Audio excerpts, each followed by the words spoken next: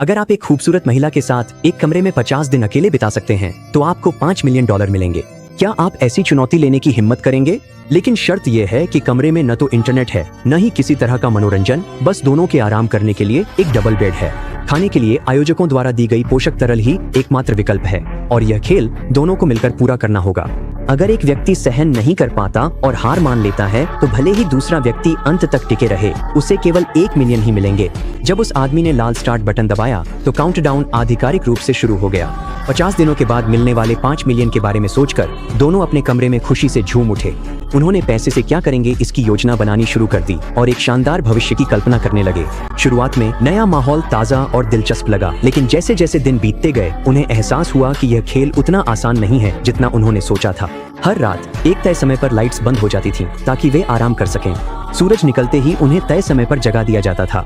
उनका खाना हमेशा वही बेस्वाद न्यूट्रिशनल ड्रिंक होता था, लेकिन इनाम की रकम के लिए उन्हें इसे सहना पड़ता था। लीसा ने समय बिताने के लिए ध्यान लगाने की कोशिश की, जबकि मैट खुद को प्रोत्साहित करने के लिए व्यायाम पर निर्भर था। जब बोरियत असहनीय हो गई तो वे छोटे छोटे साधारण खेल खेलने लगे। फिर भी समय अब भी असहनीय रूप से धीमा महसूस होता था। आखिरकार वे 20 दिन निकालने में कामयाब हो गए, लेकिन तब तक वे लगभग टूटने की कगार पर पहुंच चुके थे। एक दिन मैट ने दरवाजा खोलकर बाहर जाने की इच्छा जताई।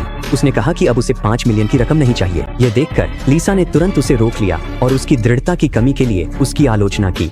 आखिरकार वे पहले ही 20 दिन से ज्यादा टिक चुके थे। अगर वे अब हार मान लेते तो उनकी अब तक की सारी मेहनत बेकार चली जाती। तो लीसा के समझाने पर मैट रुका रहा। उस दिन कोने में खाली बैठा मैट अचानक आयोजकों की वह बात याद करने लगा जो उन्होंने खेल शुरू होने से पहले कही थी।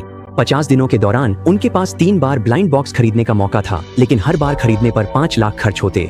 लीसा से बिना चर्चा किए मैट ने चुपचाप एक खरीद लिया। हैरानी की बात यह थी कि जब उसने उसे खोला तो उसमें सिर्फ एक क्रेयॉन निकला, लेकिन मैट निराश नहीं हुआ।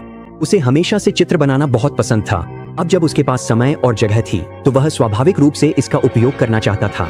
उसने दीवारों पर खुलकर चित्र बनाना शुरू कर दिया और जल्द ही वह नीरस बेरंग कमरा भी थोड़ी सी जीवंतता से भर गया। लेकिन क्रेयॉन जल्दी ही खत्म हो गया और एक बार फिर उन्हें लंबा खिंचता हुआ समय झेलना